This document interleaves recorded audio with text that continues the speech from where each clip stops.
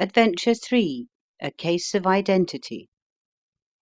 "My dear fellow," said Sherlock Holmes as we sat on either side of the fire in his lodgings at Baker Street, "life is infinitely stranger than anything which the mind of man could invent. We would not dare to conceive the things which are really mere commonplaces of existence. If we could fly out of that window hand in hand, hover over this great city, gently remove the roofs, and peep in at the queer things which are going on, the strange coincidences, the plannings, the cross-purposes, the wonderful chains of events working through generations, and leading to the most outre results, it would make all fiction, with its conventionalities and foreseen conclusions, most stale and unprofitable." "And yet I am not convinced of it," I answered. "The cases which come to light in the papers are, as a rule, bald enough and vulgar enough. We have in our police reports realism pushed to its extreme limits, and yet the result is, it must be confessed, neither fascinating nor artistic." "A certain selection and discretion must be used in producing a realistic effect," remarked Holmes. "This is wanting in the police report, where more stress is laid perhaps upon the platitudes of the magistrate than upon the details, which to an observer contain the vital essence of the whole matter. Depend upon it, there is nothing so unnatural as the commonplace." I smiled and shook my head. "I can quite understand your thinking so," I said. "Of course, in your position of unofficial adviser and helper to everybody who is absolutely puzzled throughout 3 continents, you are brought in contact with all that is strange and bizarre. But here," I picked up the morning paper from the ground, "let us put it to a practical test. Here is the first heading upon which I come: 'A husband's cruelty to his wife.' There is half a column of print, but I know without reading it that it is all perfectly familiar to me. There is, of course, the other woman, the drink, the push, the blow, the bruise, the sympathetic sister or landlady. The crudest of writers could invent nothing more crude." "Indeed, your example is an unfortunate one for your argument," said Holmes, taking the paper and glancing his eye down it. "This is the Dundas separation case, and, as it happens, I was engaged in clearing up some small points in connection with it. The husband was a teetotaler. There was no other woman, and the conduct complained of was that he had drifted into the habit of winding up every meal by taking out his false teeth and hurling them at his wife, which, you will allow, is not an action likely to occur to the imagination of the average story-teller. Take a pinch of snuff, Doctor, and acknowledge that I have scored over you in your example." He held out his snuff-box of old gold with a great amethyst in the centre of the lid. Its splendour was in such contrast to his homely ways and simple life that I could not help commenting upon it. "Ah," said he, "I forgot that I had not seen you for some weeks. It is a little souvenir from the King of Bohemia, in return for my assistance in the case of the Irene Adler papers." "And the ring?" I asked, glancing at a remarkable brilliant which sparkled upon his finger. "It was from the reigning family of Holland, though the matter in which I served them was of such delicacy that I cannot confide it even to you, who have been good enough to chronicle one or two of my little problems. "And have you any on hand just now?" I asked with interest. "Some 10 or 12, but none which present any feature of interest. They are important, you understand, without being interesting. Indeed, I have found that it is usually in unimportant matters that there is a field for the observation, and for the quick analysis of cause and effect which gives the charm to an investigation. The larger crimes are apt to be the simpler, for the bigger the crime, the more obvious, as a rule, is the motive. In these cases, save for one rather intricate matter which has been referred to me from Marseille, there is nothing which presents any features of interest. It is possible, however, that I may have something better before very many minutes are over, for this is one of my clients, or I am much mistaken." He had risen from his chair, and was standing between the parted blinds, gazing down into the dull, neutral tinted London street. Looking over his shoulder, I saw that on the pavement opposite there stood a large woman with a heavy fur boa round her neck, and a large curling red feather in a broad-brimmed hat, which was tilted in a coquettish Duchess of Devonshire fashion over her ear. From under this great panoply she peeped up in a nervous, hesitating fashion at our windows, while her body oscillated backward and forward, and her fingers fidgeted with her glove buttons. Suddenly, with a plunge, as of the swimmer who leaves the bank, she hurried across the road, and we heard the sharp clang of the bell. "I have seen those symptoms before," said Holmes, throwing his cigarette into the fire. "Oscillation upon the pavement always means an affaire de coeur. She would like advice, but is not sure that the matter is not too delicate for communication. And yet even here we may discriminate. When a woman has been seriously wronged by a man, she no longer oscillates, and the usual symptom is a broken bell wire. Here we may take it that there is a love matter, but that the maiden is not so much angry as perplexed or grieved. But here she comes in person to resolve our doubts." As he spoke there was a tap at the door, and the boy in buttons entered to announce Miss Mary Sutherland, while the lady herself loomed behind his small black figure like a full-sailed merchantman behind a tiny pilot-boat. Sherlock Holmes welcomed her with the easy courtesy for which he was remarkable, and having closed the door and bowed her into an armchair, he looked her over in the minute and yet abstracted fashion which was peculiar to him. "Do you not find," he said, "that with your short sight it is a little trying to do so much typewriting?" "I did at first," she answered, "but now I know where the letters are without looking." Then, suddenly realizing the full purport of his words, she gave a violent start and looked up, with fear and astonishment upon her broad, good-humoured face. "You've heard about me, Mr. Holmes," she cried, "else how could you know all that?" "Never mind," said Holmes, laughing. "It is my business to know things. Perhaps I have trained myself to see what others overlook. If not, why should you come to consult me?" "I came to you, sir, because I heard of you from Mrs. Etheridge, whose husband you found so easy when the police and every one had given him up for dead. Oh, Mr. Holmes, I wish you would do as much for me.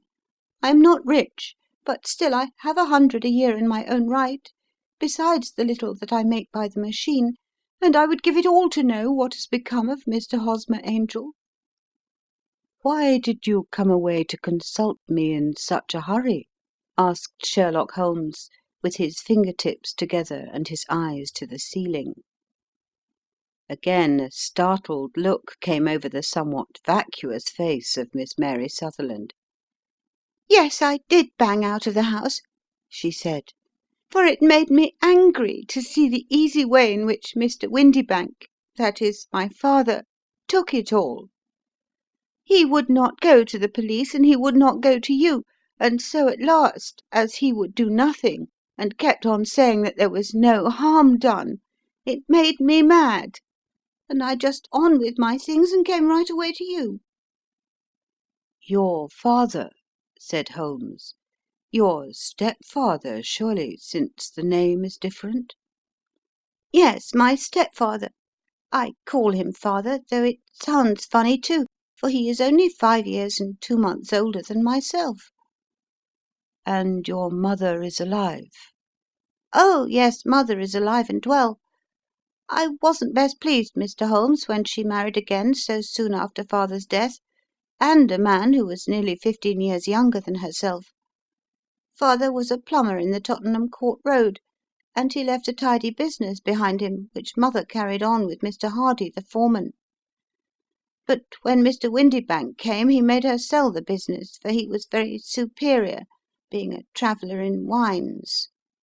They got 4,700 for the goodwill and interest, which wasn't near as much as father could have got if he had been alive." I had expected to see Sherlock Holmes impatient under this rambling and inconsequential narrative, but on the contrary, he had listened with the greatest concentration of attention. "Your own little income," he asked, "does it come out of the business?" "Oh, no, sir, it is quite separate, and was left me by my Uncle Ned in Auckland. It is in New Zealand stock, paying 4.5%. £2,500 was the amount, but I can only touch the interest." "You interest me extremely," said Holmes, "and since you draw so large a sum as 100 a year, with what you earn into the bargain, you no doubt travel a little and indulge yourself in every way. I believe that a single lady can get on very nicely upon an income of about £60.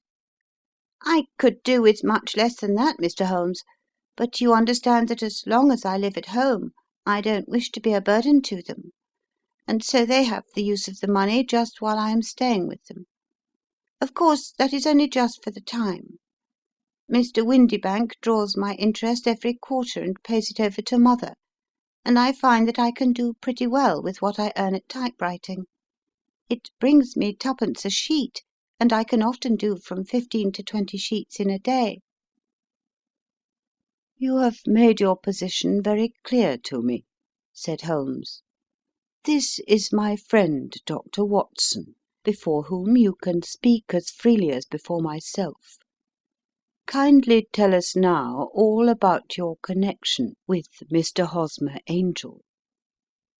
A flush stole over Miss Sutherland's face, and she picked nervously at the fringe of her jacket. "I met him first at the gasfitters' ball," she said. "They used to send father tickets when he was alive, and then afterwards they remembered us and sent them to mother. Mr. Windybank did not wish us to go. He never did wish us to go anywhere. He would get quite mad if I wanted so much as to join a Sunday school treat. But this time I was set on going, and I would go, for what right had he to prevent? He said the folk were not fit for us to know, when all father's friends were to be there. And he said that I had nothing fit to wear, when I had my purple plush that I had never so much as taken out of the drawer. At last, when nothing else would do, he went off to France upon the business of the firm, but we went, mother and I, with Mr. Hardy, who used to be our foreman, and it was there I met Mr. Hosmer Angel." "I suppose," said Holmes, "that when Mr. Windybank came back from France he was very annoyed at your having gone to the ball." Oh, well, he was very good about it. He laughed, I remember, and shrugged his shoulders, and said there was no use denying anything to a woman, for she would have her way." "I see. Then at the gasfitters' ball you met, as I understand, a gentleman called Mr. Hosmer Angel." "Yes, sir. I met him that night, and he called next day to ask if we had got home all safe, and after that we met him, that is to say, Mr. Holmes, I met him twice for walks, but after that father came back again, and Mr. Hosmer Angel could not come to the house any more." "No?" "Well, you know father didn't like anything of the sort. He wouldn't have any visitors if he could help it, and he used to say that a woman should be happy in her own family circle. But then, as I used to say to mother, a woman wants her own circle to begin with, and I had not got mine yet." "But how about Mr. Hosmer Angel? Did he make no attempt to see you?" "Well, father was going off to France again in a week, and Hosmer wrote and said that it would be safer and better not to see each other until he had gone. We could write in the meantime, and he used to write every day. I took the letters in the morning, so there was no need for father to know." "Were you engaged to the gentleman at this time?" "Oh, yes, Mr. Holmes. We were engaged after the first walk that we took. Hosmer, Mr. Angel, was a cashier in an office in Leadenhall Street, and—" "What office?" "That's the worst of it, Mr. Holmes. I don't know." "Where did he live, then?" "He slept on the premises." "And you don't know his address?" "No, except that it was Leadenhall Street." "Where did you address your letters, then?" "To the Leadenhall Street post office, to be left till called for. He said that if they were sent to the office he would be chaffed by all the other clerks about having letters from a lady, so I offered to typewrite them, like he did his.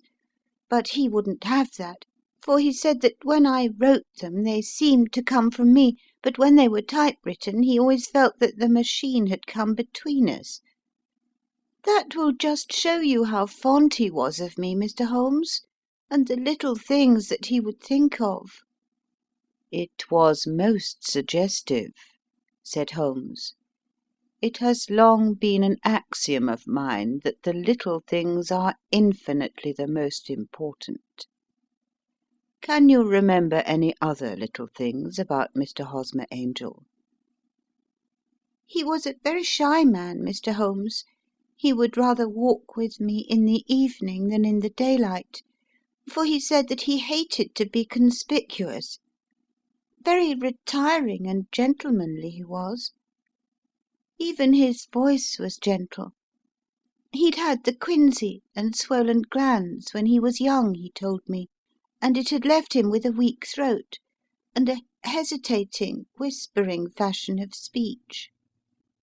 He was always well dressed, very neat and plain, but his eyes were weak, just as mine are, and he wore tinted glasses against the glare." "Well, and what happened when Mr. Windibank, your stepfather, returned to France?" "Mr. Hosmer Angel came to the house again, and proposed that we should marry before father came back. He was in dreadful earnest, and made me swear, with my hands on the Testament, that whatever happened I would always be true to him. Mother said he was quite right to make me swear, and that it was a sign of his passion. Mother was all in his favour from the first, and was even fonder of him than I was. Then, when they talked of marrying within the week, I began to ask about father, but they both said never to mind about father, but just to tell him afterwards, and mother said she would make it all right with him. I didn't quite like that, Mr. Holmes.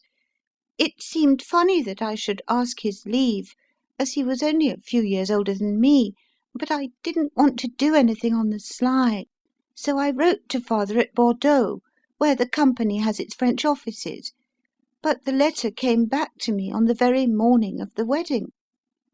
"It missed him, then?" "Yes, sir, for he had started to England just before it arrived." "Ah, that was unfortunate. Your wedding was arranged, then, for the Friday. Was it to be in church?" "Yes, sir, but very quietly. It was to be at St. Saviour's, near King's Cross, and we were to have breakfast afterwards at the St. Pancras Hotel. Hosmer came for us in a hansom, but as there were two of us, he put us both into it and stepped himself into a four-wheeler, which happened to be the only other cab in the street. We got to the church first, and when the four-wheeler drove up, we waited for him to step out, but he never did, and when the cabman got down from the box and looked, there was no one there. The cabman said that he could not imagine what had become of him, for he had seen him get in with his own eyes. That was last Friday, Mr. Holmes, and I have never seen or heard anything since then to throw any light upon what became of him." "It seems to me that you have been very shamefully treated," said Holmes. "Oh, no, sir. He was too good and kind to leave me so. Why, all the morning he was saying to me that whatever happened I was to be true, and that even if something quite unforeseen occurred to separate us, I was always to remember that I was pledged to him, and that he would claim his pledge sooner or later. It seemed strange talk for a wedding morning, but what has happened since gives a meaning to it." "Most certainly it does. Your own opinion is, then, that some unforeseen catastrophe has occurred to him?" "Yes, sir. I believe that he foresaw some danger, or else he would not have talked so. And then I think that what he foresaw happened." "But you have no notion as to what it could have been?" "None." "One more question. How did your mother take the matter?" "She was angry, and said that I was never to speak of the matter again." "And your father? Did you tell him?" "Yes, and he seemed to think with me that something had happened, and that I should hear of Hosmer again. As he said, what interest could any one have in bringing me to the doors of the church and then leaving me? Now, if he had borrowed my money, or if he had married me and got my money settled on him, there might be some reason, but Hosmer was very independent about money, and never would look at a shilling of mine. And yet what could have happened? And why could he not write? Oh, it drives me half mad to think of it, and I can't sleep a wink at night." She pulled a little handkerchief out of her muff and began to sob heavily into it. "I shall glance into the case for you," said Holmes, rising, "and I have no doubt that we shall reach some definite result. Let the weight of the matter rest upon me now, and do not let your mind dwell upon it further. Above all, try to let Mr. Hosmer Angel vanish from your memory, as he has done from your life." "Then you don't think I'll see him again?" "I fear not." "Then what has happened to him?" "You will leave that question in my hands. I should like an accurate description of him, and any letters of his which you can spare." "I advertised for him in last Saturday's Chronicle," said she. "Here is the slip, and here are 4 letters from him." "Thank you. And your address?" Number 31 Lion Place, Camberwell. Mr. Angel's address you never had, I understand. Where is your father's place of business? He travels for Westhouse and Marbank, the great claret importers of Fenchurch Street. Thank you. You have made your statement very clearly. You will leave the papers here, and remember the advice which I have given you. Let the whole incident be a sealed book, and do not allow it to affect your life. You are very kind, Mr. Holmes, but I cannot do that. I shall be true to Hosmer. He shall find me ready when he comes back. For all the preposterous hat and the vacuous face, there was something noble in the simple faith of our visitor which compelled our respect. She laid her little bundle of papers upon the table and went her way, with a promise to come again whenever she might be summoned. End of the first part of Adventure 3, A Case of Identity.